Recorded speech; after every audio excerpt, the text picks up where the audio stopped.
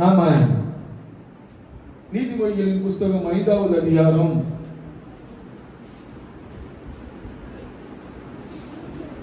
1 வசனத்தை நம்ம வாசிக்கலாம். என் மகனே, என் ஞானத்தை கவனித்து உன் புத்திக்கு உன் செவி என்ன பண்ணணுமா? சாய்க்கணுமா? அல்லேலூயா. புத்திமதிகள் சொல்லுகிறதை காது கேட்கணுமா? அல்லேலூயா. அல்லேலூயா. கீழ் வசனத்தை வாசிங்க. அப்பொழுது உன் விவேகத்தை நீ பேணிக் கொள்வாய்,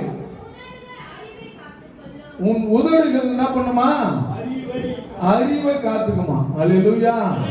வேத வசனங்களை கேட்டா, தேவனுடைய பிள்ளைகள் கர்த்தருடைய வார்த்தையை கேட்டா அவங்களுக்கு என்ன வருமா?